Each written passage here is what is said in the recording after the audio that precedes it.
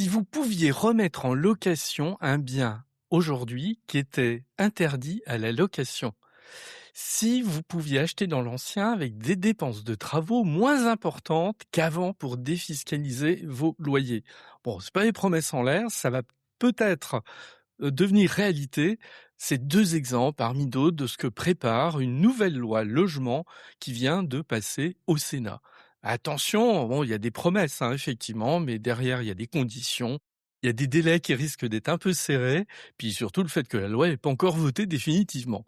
Alors, qu'est-ce qu'on va faire dans cet épisode? On va regarder concrètement ce que ce texte, assez important pourrait changer pour vos investissements, et puis, les opportunités qui pourraient, éventuellement être à saisir dans les mois qui viennent suite à cette nouvelle loi.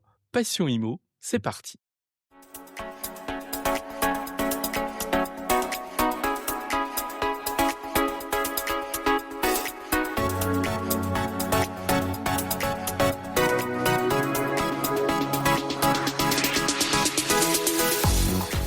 Alors pour commencer, on va faire un point une distinction qui est une distinction assez fondamentale pour la suite, pour pas qu'il y ait de confusion. Pourquoi? Le dispositif Jeanbrun, qu'on a appelé aussi le statut du bailleur privé, alors il est né dans la loi de finances pour 2026, il est en vigueur depuis le 21 février 2026, il fonctionne donc depuis quelques mois. Je ne vais pas détailler ici ce dispositif Jeanbrun, j'y ai déjà consacré plusieurs épisodes, et puis il est même possible de télécharger une fiche complète sur le Jeanbrun gratuitement. J'ai mis le lien dans les notes de l'épisode, ce qui fait que si vous voulez vraiment approfondir ce dispositif, je vous conseille d'aller télécharger cette fiche, elle donne toutes les informations de manière plutôt rigoureuse. Je dis pas ça pour me jeter des fleurs, c'est pas le propos, mais disons, bon voilà, vous me connaissez. Pour ceux qui ont l'habitude de m'écouter, j'essaie d'être assez strict et rigoureux quand même dans les informations que je donne. Donc ça, c'est le dispositif Jeanbrun qui existe déjà. Et puis on a actuellement un projet de loi relance logement, alors qui est porté par le ministre du Logement Vincent Jeanbrun, donc il porte aussi son nom parfois, mais c'est un texte distinct du dispositif Jeanbrun qui existe déjà. Simplement, il va venir potentiellement réajuster le dispositif Jeanbrun. Ce texte, ce projet de loi relance logement, et c'est tout l'intérêt d'ailleurs du texte, c'est un texte assez court, une dizaine d'articles, classés dans 3 titres principaux. Donc c'est un petit peu ce qu'on va regarder dans l'épisode d'aujourd'hui. Même si, attention, je ne vais pas tout détailler dans ce nouveau texte. Il y a des choses qui vont intéresser plutôt l'aménagement urbain, je vais le laisser de côté, etc. Je vais vraiment examiner ce qui risque de vous intéresser, c'est-à-dire d'intéresser l'investisseur en immobilier. Alors maintenant, où en est le texte? D'où il vient? Et puis, qu'est-ce qui va se passer dans les semaines et les mois qui viennent? Parce que là-dessus, il faut être toujours extrêmement rigoureux parce que moi, je fustige toujours ceux qui vendent du rêve dans les publications, dans les posts, que ce soit sur Instagram, sur les différents réseaux sociaux, qui prennent pour argent comptant un texte qui est simplement en cours de discussion. Faut toujours bien scinder les choses. Un texte en discussion, il n'est pas rentré dans ce qu'on appelle le droit positif, hein, il est en gestation, donc il faut attendre avant de savoir ce qui éventuellement sera dans le texte définitif. Alors, l'actuel texte en discussion a été présenté en Conseil des ministres il y a très peu de temps, le 24 juin 2026, donc à la limite ça fait seulement quelques jours. Et d'ailleurs, je le dis au passage, je voulais pas me précipiter pour faire un épisode, j'attendais simplement de savoir où on en était. Jauger un petit peu les déclarations des uns et des autres, notamment du côté du Sénat, pour voir un petit peu quelles sont les chances quand même que ce texte aboutisse. Et là, on commence à avoir une première idée quand même s'il reste des incertitudes, je vais en parler. Dès le lendemain, le 25 juin, le Premier ministre a retiré de l'Assemblée nationale ce texte et il l'a déposé au Sénat. Alors, on va dire c'est une manœuvre, j'aime pas le mot, mais disons que c'est une manière d'accélérer les choses, c'est une manœuvre technique, on va dire, voilà, première lecture au Sénat. Bon, fondamentalement, ça change les choses et puis je pense que c'est pas ce qui vous intéresse fondamentalement, mais je préfère le signaler, voilà, pour être un peu rigoureux. Le gouvernement, il a engagé une procédure accélérée le 25 juin, ce qui fait que ça va permettre une seule lecture du texte dans chaque, chambre, c'est-à-dire à l'Assemblée nationale et au Sénat, et là, on devrait aller un petit peu plus vite. Pourquoi le gouvernement veut aller vite? Ben, tout simplement parce que le calendrier s'accélère. On va avoir, très, très vite, hein, à la rentrée vont venir les premières discussions sur le vote de la loi de finances pour 2027. On sait que ce vote va être compliqué, on va être en pleine, période, préélectorale, d'élection présidentielle, tout ça risque d'être compliqué. En fait, pour être honnête, tout texte qui ne serait pas voté avant l'examen de la future loi de finances, il risquerait de passer à la trappe par la suite. Donc, volonté du gouvernement, c'est d'aller assez vite là-dessus et c'est plutôt positif. Ça a été examiné en commission des affaires économiques du Sénat le 1er juillet. Il y a eu des amendements, une vingtaine environ. Il y a eu une séance publique les 7 et 8 juillet, donc là, pour le coup, extrêmement, très récemment. Et là, le 8 juillet, le Sénat a adopté le texte en première lecture avec quelques modifications. Là, on en est, à ce stade, ici, donc ça date, tout simplement d'hier. Maintenant, qu'est-ce qui va se passer? Le texte va repartir à l'Assemblée nationale pour sa première lecture, puisque je le rappelle, on a, préféré, faire une première lecture au Sénat. Alors là, on va être aux alentours de septembre-octobre. Comme c'est une procédure accélérée, on aura une lecture dans chaque chambre. S'il y a 2 versions, différentes au Sénat et à l'Assemblée nationale, on aura une commission mixte paritaire pour trouver un compromis entre députés et sénateurs. Et si jamais il y a un désaccord, le texte reviendra devant les 2 assemblées. Bon, bref, voilà un petit peu le schéma. Ce qu'il faut retenir de ça, tout simplement, c'est que là, on va être dans une pause et l'examen définitif, il va intervenir simplement en septembre-octobre. Donc, on peut faire des extrapolations, mais par rapport à ces extrapolations. Alors maintenant, on va regarder un petit peu quel est le détail quand même de ce texte. Alors, le texte, il prévoit en fait d'améliorer le dispositif Jeanbrun, c'est pour ça que je le rappelais dans mon introduction, il prévoit d'améliorer ce dispositif Jeanbrun. Ça, c'est très intéressant, c'est assez rare d'ailleurs qu'on ait ça, c'est-à-dire un texte de loi qui avait été voté et très vite derrière des éléments de rectification et d'amélioration. Alors, on pourra toujours dire, comme toujours, c'est toujours pareil, verre à moitié vide, verre à moitié plein. Certains pourraient dire oui, mais il fallait y penser avant, etc. Bon, voilà. Après tout, moi je vois le positif. On amende et on améliore un texte quelques mois après qu'il ait été voté. On va pas s'en plaindre. Le Jeanbrun, qu'est-ce que c'était? Alors, on peut considérer que ça remplace le Pinel, mais à la fois pour l'ancien et le neuf. Pour rappeler très très vite les choses, puisque je rappelle, si vous voulez vraiment des informations très complètes sur le Jeanbrun, allez télécharger la fiche que j'ai rédigée à ce sujet. Je vais vraiment dans le détail en expliquant ce qu'il en est du dispositif. Bon, l'allocation nue, c'est ce qui est privilégié ici. On s'engage sur 9 ans de location. Les loyers sont plafonnés selon 3 niveaux, intermédiaire, social et très social. Donc ça veut dire on fait pas ce qu'on veut comme quand on loue un bien dans le cadre du Jeanbrun, mais c'est exactement la même chose avec le Pinel. Il y a rien d'original ici. Il n'y a pas de zonage géographique, donc ça c'est plutôt intéressant. C'est une des innovations du Jeanbrun. Vous n'êtes pas en train de regarder à la loupe la carte de France en disant si j'achète là, je suis dans le dispositif, si j'achète à tel endroit, je n'y suis plus. Non, tout le territoire est concerné. L'originalité, c'est qu'on va amortir le bien, qui est un dispositif qu'on réserve normalement à la location meublée. Voilà, il y a une base amortissable de 80% du prix d'achat du bien et on va bénéficier d'un amortissement pendant toute la durée de location, 3,5% par an sur un loyer intermédiaire. Bon, avec un plafond, etc. Je ne vais pas aller dans le détail. Le dispositif en soi, alors il est à la fois critiqué, beaucoup disent oui, c'est pas suffisant. On est d'accord, c'est ce qui va amener d'ailleurs les rectifications prévues par la loi. Donc, il faut examiner en fait le Jeanbrun vraiment à la loupe quand on veut faire un investissement. Faut pas le jeter non plus, hein. Il y a des situations où c'est intéressant, mais tout s'y prête pas. Voilà, c'est un petit peu ce qu'on peut dire à ce stade. Alors maintenant, j'en viens à la loi, qui est votée, qui est en examen actuellement, ce qu'elle changerait par rapport au Jeanbrun. En fait, elle corrigerait une grande partie des critiques qui avaient été, formulées. Il y a plusieurs assouplissements qui sont prévus. Le premier, c'est le seuil des travaux. Quand on voulait acheter dans l'ancien, dans le cadre du Jeanbrun, il fallait un montant de travaux représentant 30 du prix d'acquisition. C'est beaucoup, hein, ça veut dire qu'on réserve à ce moment-là, l'opération vraiment de l'ancien dégradé dans lequel on va faire des travaux très importants. C'était sans doute trop élevé. Le projet de loi prévoit de raboter ce seuil de 30 à 20.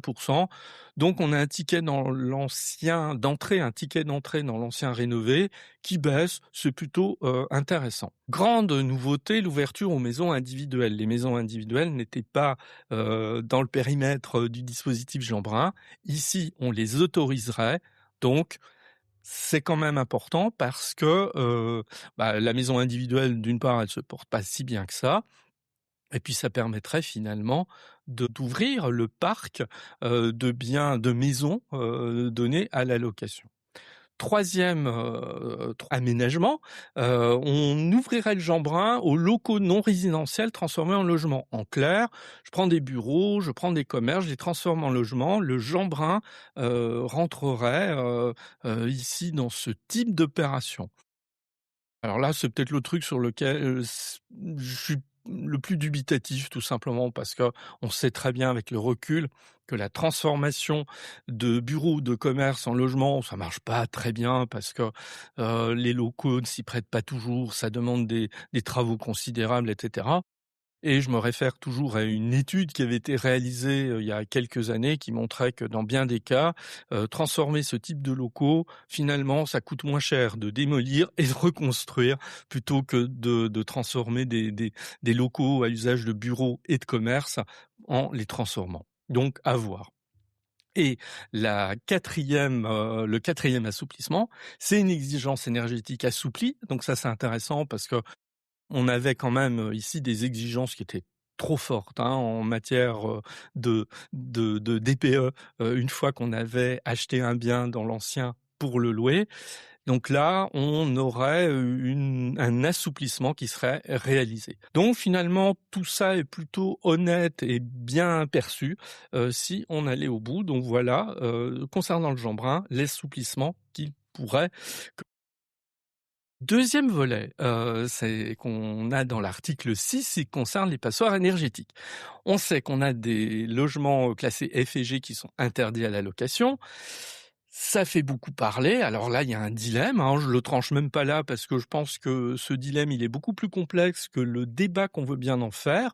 On l'a réduit de manière parfois un peu caricaturale en disant: «Oui, mais des fois, il vaut mieux que les gens ils aient un toit plutôt que, de rien avoir et qu'il vaut mieux avoir un toit avec des performances énergétiques, faibles plutôt que de rien avoir du tout». Bon, oui, comme ça, pourquoi pas, hein, voilà, ça dépend ce qu'on y met derrière et cetera. Donc si vous voulez, on va tenir compte de ce constat pour dire qu'après tout, avec, ces logements classés F et G, qu'on remet, dans le circuit locatif, bon, c'est une manière aussi de répondre à la crise du logement. Alors par contre, il y aurait des conditions.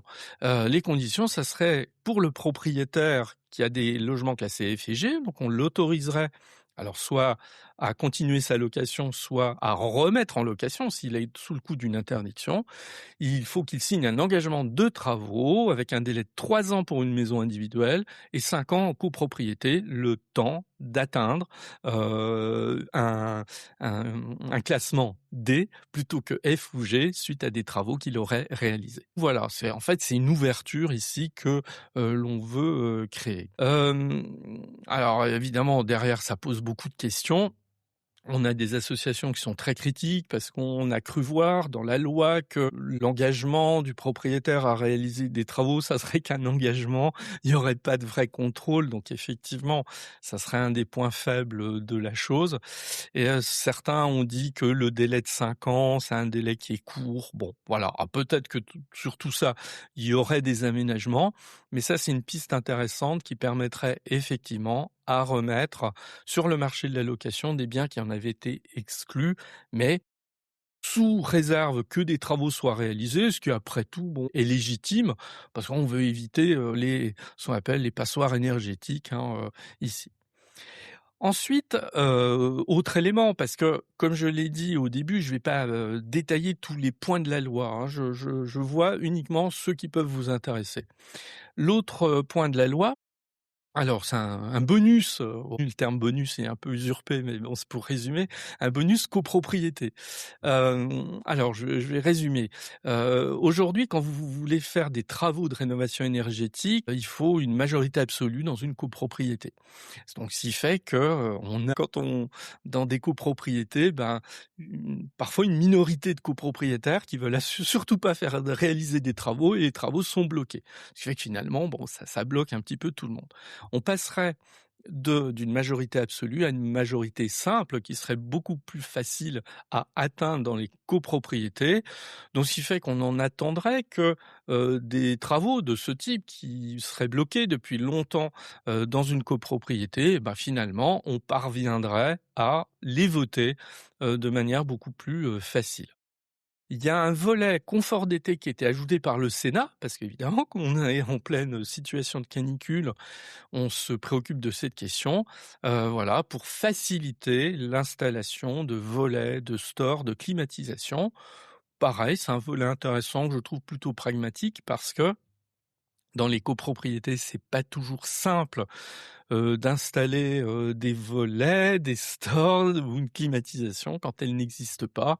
Donc là encore, à voir ce qui, sera, produit sur cette partie du texte, quand il reviendra, devant l'Assemblée nationale. Qu'est-ce qu'en disent, les principaux acteurs aujourd'hui? Parce que voilà, moi je trouve ça intéressant de regarder un petit peu, les prises de position des uns et des autres. Alors il y a ceux qui soutiennent et ceux qui sont assez critiques.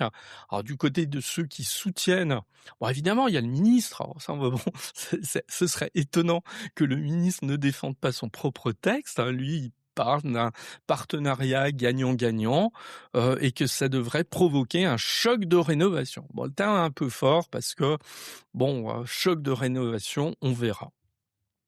Côté majorité sénatoriale, il y a plutôt un accueil favorable au texte.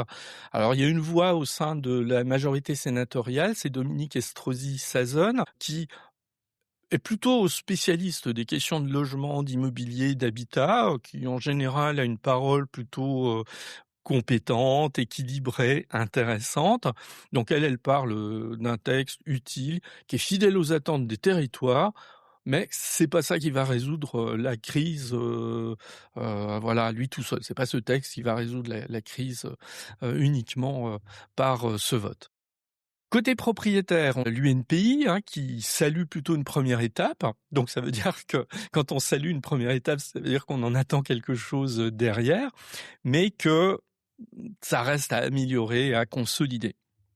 Au passage, il faudra regarder avec attention, une mission qui a été confiée, par le ministre du Logement, Vincent Jeanbrun, à Sylvain Grattalou.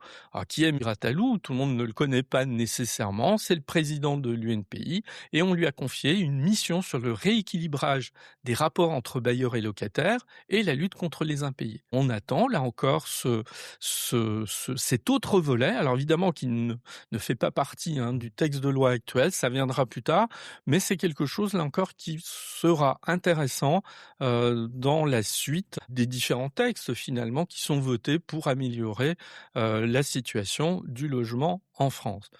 Alors par rapport aux impayés, moi il y a une chose que j'attends avec impatience, concernant le travail de la commission de Sylvain Grattalou, c'est peut-être des statistiques fiables sur la situation des impayés parce que c'est un point d'achoppement. Tout le monde raconte un peu son discours à ce sujet-là. Il y a ceux qui minimisent la situation des impayés, il y a ceux qui la grossissent, mais il faut reconnaître qu'on n'a pas de statistiques très fiables là-dessus, donc j'espère qu'on aura un éclairage sur ce sujet.